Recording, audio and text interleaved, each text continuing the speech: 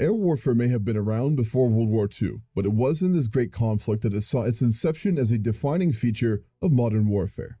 In this video, I'm going to cover Air in Hearts of Iron 4 and teach you how it works in detail with a focus on being informative and not wasting time. If there are other topics in HOI4 or products games you want covered, let me know as well. I'm Hammurabae, let's get going. In order to use Air in HOI4, you need to have at least one research completed for airframes, engines, and weapons. In the past, you would simply research the plane itself and be done with it, which if you don't have to buy Blood Alone DLC, you can still do. For many, designing planes can be overwhelming, and if you don't want to do this and go into the details, simply watch this video as well as my plane template guide to know how to use it and what to build so you can focus on what you prefer in this game. To deploy planes, you need to have an air base. Click on it to see your air menu. This will only be the planes in this single base, so you will have to manually watch and set missions, make changes, and deploy in other regions. Obviously, when you have enough, it can be a lot to handle on top of everything else, so do not be afraid to stop. The top icons allow you to select which air mission your planes should be doing, or none at all, which we will go over shortly. Below this are your management options. Creating new air groups allows you to put planes together in an accessible fashion seen on the right side of the screen. This is especially useful to put together groups you plan to move together quickly. Next is splitting plane groups in two, which can be reinforced if you have the planes in reserve, or you will get them over time if you are still producing them. Merging does the opposite and simply allows you to put them together. The three priority buttons allow you to prioritize or deprioritize certain air wings. Putting them on high priority means you will get reinforcements first for good plane types of the sort you want, or replace them with better designs, whereas reserves mean they will get worse equipment and will be prioritized last. If, say, you're fighting a large air war on two fronts, as say Germany, where the British are contending you heavily in fighter quality, whereas the Soviets barely built air force at all, you might prioritize the fighter wings in the west and make sure the ones in the east are reserves. Mission execution for day-night allows you to make your planes only fly at day, which means they will not get the night flying penalty. The air map mode at the bottom right allows you to see the various areas where you can assign your air wings. These are the foundations of air combat, as you do your missions and fighting in them, with distance being a crucial factor as much of World War II itself, range and fuel limited everything. Managing your air wings is all about keeping an eye on where your enemy is deploying theirs and responding, as well as supporting your own offensive. By clicking an air zone with the map mode, you will be able to get the information screen, which will be the most important thing in air to keep an eye on, which I will break down now. The middle icon tells you what the weather conditions are in the area and can be quite dramatic and impactful in air combat, so keep an eye on them. To the left, there are four icons. They represent how many fighters, support planes, and bombers are currently deployed by you or your allies in the region, as well as how much ground AA you have. The right side shows the same for your enemies. This is important to know what you are going up against and how you go up against the enemy, as being outnumbered can be disastrous. Below these icons is the air detection, which dictates how much of the enemy planes your forces are able to spot and thus attack, as well as mission efficiency, which dictates how many of your planes can actually be deployed at any one time. This is built up from 0 at the start, so don't worry if it's low when you're first deploying them. As before, the opposite side shows the enemy's numbers. Below all this, you can see the real-time combat numbers and the amount of planes on missions. The school of numbers next to it shows you how many planes you or your enemy are losing every tick. Click on the details button, which shows the numbers over time, with the ability to see things in days, months, or years, alongside other important numbers for your air missions and things related to them. As for planes themselves, you can click on their picture icon to see their stats. This is very useful for seeing the compositions of types as well. Over the course of the game, you will likely make better planes and use them, but they will slowly reinforce. You can see the equipment here. The number shows how many you have in the wing, which can be at max 100. As well as the ace icon, which shows if an air wing has an ace, or you can select one if they do not. Like ground and naval units, all air wings have experience levels. This indicates how well trained the pilots are with 5 levels total. You can, through training exercises, get a wing up to tier 3, trained at max, and through combat go higher. The difference between experience levels is dramatic, so much so it's worth keeping new plane wings you're producing at war on training exercises to get them up to 3 before sending them to the front. You will gain XP by fighting through ship kills, plane kills, or damage done to the ground respectively. Losing planes decreases the XP count of the wing, though it is reduced by 30% if fighting over friendly territory. Technology and being ahead is the best thing you can do to win wars in HOI4. For technology, if you don't have the By Blood Alone DLC, you simply research the plane type you want and then can produce it. For those with the DLC, you will need like tanks to research the various components needed. The airframes are the basic building block of your aircraft, with higher quality giving you bonuses across the board, but in particular range, air defense, and agility. These stat bonuses are useful, but the difference in frame is really in the designer, where you get more slots based on the upgraded level. As you can see here, each level up gives you more weapon slots or utility slots respectively, allowing you to make much better planes. Engines are the next most important research for aircraft, as they dictate speed and thrust. In the past, agility was seen as king, and for many players, I want to underline here, the speed difference and overall speed is more important now, which we'll cover more soon, at least for fighters. Survivability studies gives you incredibly powerful utility techs, which give huge stat boosts and production costs. This should be taken as soon as possible. Bombs are what allow you to fit medium and heavy airframes with bombing modules. It's important to remember that unlike before this DLC, what missions you're playing can do is dependent on the modules you add to it. For example, a medium airframe won't be able to do strategic bombing missions without bomb bays, nor small aircrafts hit naval targets without torpedo mounts. Aircraft construction gives you a number of utility modules, which decrease cost or add detection at an additional production cost. Useful for bombers, and if you need or want to mass produce rather than go for quality. Range improvements increase the range on planes as they are key for reaching air zones. This is much more important if you intend to fight in places like Asia or the Pacific. This section will be a little bit more technical. I will do my best to explain the detail while keeping it as understandable as possible, as understanding these stats is very key. Many guides I find either ignore the stats for HOI4 or go way into detail. I want to give you the understanding without it being too overwhelming. To see the stats, go to the designer screen from the production menu, where you will see a whole list. Not all of these stats are relevant for every aircraft. For example, naval targeting for hitting ships is useful for naval bombers, but not anything else. Your max speed is an obvious one. How it affects air combat, however, is much less intuitive. Speed is used as a statistic in the combat phase when attacking other air wings. Its max total speed is added as a bonus to damage, as is the speed in relation to the enemy's speed. For example, fighters in your air wings with 700 km/h max, and the enemy has 500 km/h max. This would give you a damage bonus as well because you have the advantage. Speed is now the most important offensive stat besides, of course, base air attack. Range is how far your planes can go at maximum. This is seeable when you deploy an air wing or click on it by the giant circle that goes around it. You can deploy planes in any air zone it covers, even at the very edges. However, you will get major mission efficiency costs, which means you will not be able to deploy all your aircraft. This can be compensated by moving your air wings closer with air bases, but sometimes you just can't reach, and range will dictate this. Supply usage is for logistics and supply part of the game. Planes deployed in an airbase do need supplies, and if it is next to a contended area on the front, it can make things harder on your land units. Weight is heavily tied to thrust and speed. For every unit of thrust over weight, you get an extra 3 km/h on your plane. So let's say that your plane has a weight of 10 and 18 thrust. That means the plane would receive an extra 24 km/h bonus to the max speed, which again is great for offense. The cost is all modules added to the plane have weight, so it's a balancing act to try and figure out the difference. If your weight is over your thrust, the plane won't be able to take off and it's not viable. The designer just won't let you use it. Air defense is the most important defensive statistic. It divides in the math damage and thus planes killed by itself. So by increasing it, you will lose less planes in combat. In addition, it reduces damage from ground AA and decreases disruption from planes on missions, meaning you can complete ground attack and bombing missions more effectively. This is one of the most important stats in air combat at the moment, more so than even agility. Air attack is of similar importance. It's really how much damage and therefore how many planes you kill. This is a huge priority for fighters, but not really for anything else. Agility is a defensive stat. It reduces damage done to you and has been massively nerfed in the last year. If you are a player who's coming back, who has been around for a while, you've probably been told agility is king. This is not true anymore. It's mainly important in terms of its relative nature, as in the agility for your aircraft versus the agility for the enemies. So keeping it around the same level of other aircraft means you'll be fine. If your agility is way lower, you'll just get destroyed en masse. If it's relatively close, it's just not a major statistic. Air superiority is pretty much flat.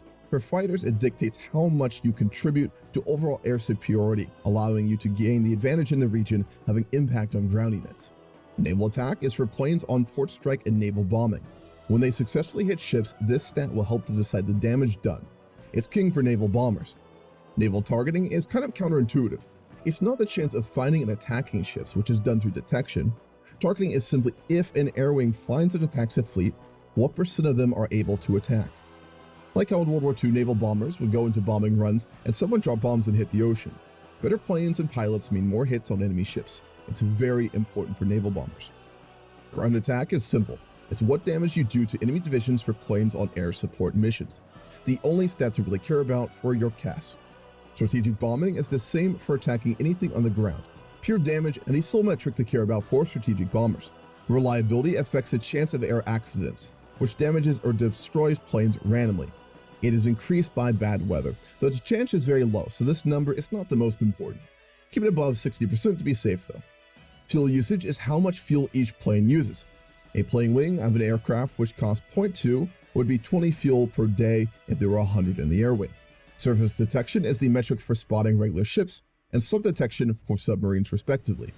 This is what dictates the chance to spot an enemy fleet or task force before going on a bombing run.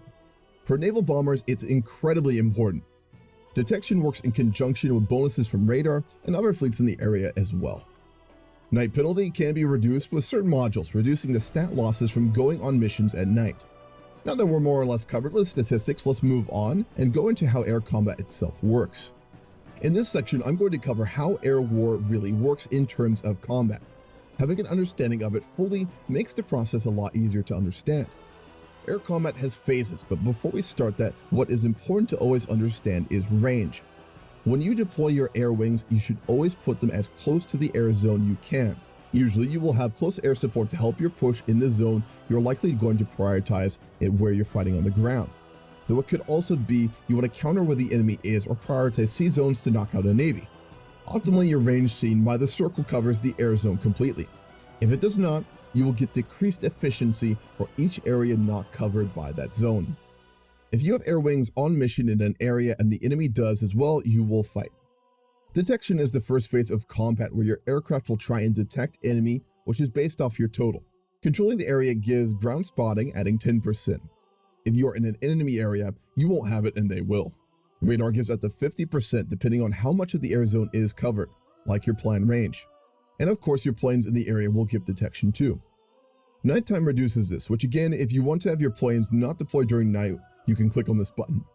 This means if you want to get the advantage, you need radar and should try to fight over a region you at least partly control. If you have ground support missions in that air zone like CAS helping your ground forces, all your fighters will be always visible, so be warned. If the air zone is contended, it might be worth not using any CAS for a while to outtrade the enemy. Or if you see a region where the enemy is using CAS and fighters, putting only your fighters in that region will give you the advantage. From here, of the enemy planes visible and of yours, the wings engage and do damage to each other.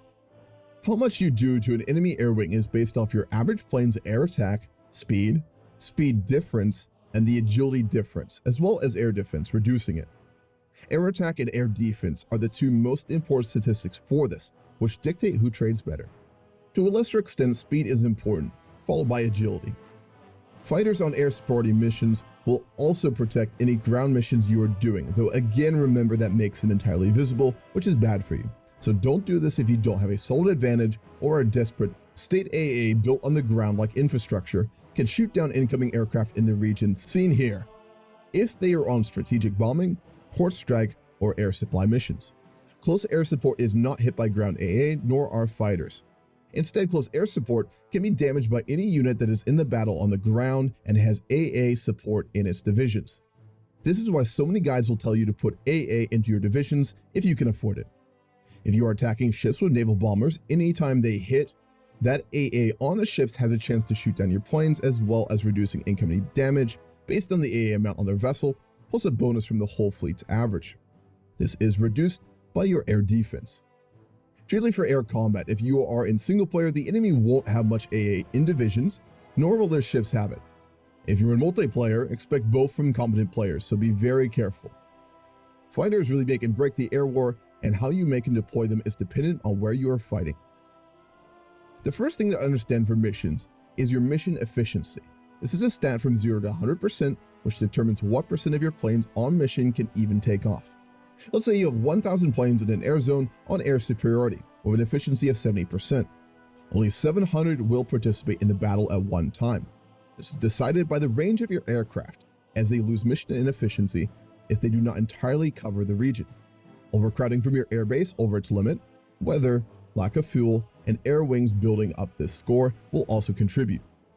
When you first assign a wing to a region, they will have to build up the mission efficiency, so be warned. One major way to help with this is to deploy more ground crews, which adds an additional 10%. Even if your efficiency is already at 100, bad weather can take this down by quite a lot, and this will offset that. Pilot exercises allow you to train your air wings before sending them into actual combat, increasing their experience level. This is huge and should be done even while at war, but make sure you put them up in an air zone the enemy can't reach. It also slowly gives you air XP. Air superiority is where you put your fighters on and makes them disrupt and attack aircraft in the region. It also means they will escort any bombers, which makes them entirely visible. Put fighters on this most of the time, and having an advantage here also reduces the enemy division stats on the ground based on who is in control seen by the colors. Close air support allows your cast plane to support ongoing battles on the ground. They will be able to join based on the combat width of the region the battle is in and will do damage to org and strength of enemy divisions. They also can give flat stat boosts to your allied troops. Interception means the fighters will only engage when the enemy bombers are spotted and active. Strategic bombing allows you to attack buildings and infrastructure in a region with your bombers. They will hit anything randomly unless you click the target button and select what one you want to prioritize by clicking on it. They are subject to attack from any ground AA as well as any fighters on interception. Naval strikes allow your naval bombers and bombers to hit enemy ships in the region they are assigned to. This requires a fleet to be spotted, which is slow and added to if you have radar or any other ships operating in the region. Their targeting and damage is then done to ships if they are spotted and therefore hit. Enemy ship AA can shoot them down. Kamikaze strikes are ridiculously overpowered naval strikes which destroy the planes when they hit. It's only usable by Japan in vanilla and is incredibly deadly. Port strikes allow you to hit enemy ships in port. They are subject to ground AA as well as that of ships, so it is very dangerous. Given many fleets will be in port for repairs though, it's a great chance to sink them at low health. Logistic strikes attack enemy trucks, trains, and rail, doing damage to them directly as well as reducing the enemy's overall supply. Air recon allows you to increase the intelligence of a country, in addition to increasing the air superiority in the region. Naval patrols allow you to scout a sea zone and increase spotting. Doing this in addition to a naval strike mission in a region is huge, though it will split them. Have an air wing on this while doing naval strikes, as well as trying to engage a mini fleet. It is always worth doing, and not to be underestimated for getting a naval victory. Aces are earned from missions where a ship is killed, a plane shot down, or a building bombed. When your air wings engage in their missions, there is a chance to deploy an ace every time this happens. Aces come in 4 types for fighters, close air support bombers, and naval bombers, and can only be assigned to the type they were generated for. They also vary in skill randomly, defining their bonus as good, unique, or genius, giving better traits for each additional level. When you get them, you can assign them by clicking the spade next to an air wing and selecting which one you want. I recommend if you get a genius or even unique ace, you give the air wing you assign them to the elite air wing setting so they get the best equipment fast, making the most out of this massive bonus. When a plane is shot down in that wing, there is a chance the ace can be killed. For generating air XP, it's important to do this so you have plenty of designs, officer core upgrades, and doctrine early. Air exercising your aircraft in the beginning, if you have the fuel for it, is a slow but useful way to grind XP, as you can get some even if you're over the max in terms of your training level. Taking air reformers or any officer that gives XP early will also generate a lot before wars. Some focuses will also give you some, that's usually not the biggest priority. For at a war, you can get the most by sending air volunteers, which of course is only doable for some countries. Sending bombers of some sort and putting them on mission will generate you the most XP, though you will lose a lot. Fighters are a less efficient choice, but can still do the same.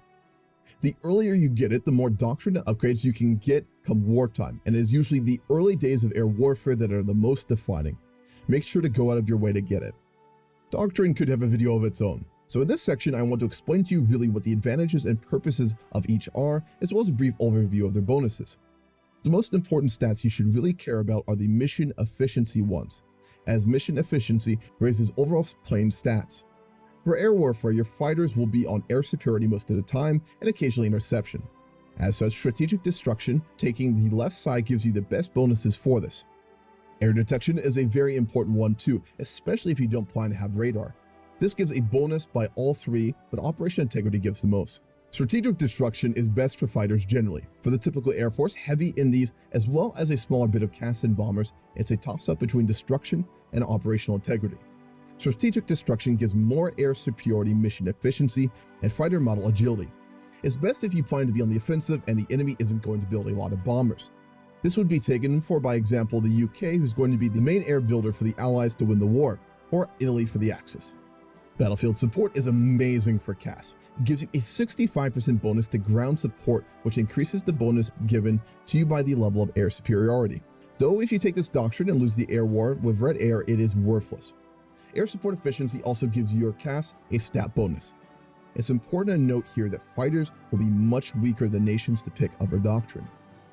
Operational integrity is great for fighting an enemy with bombers or CAS.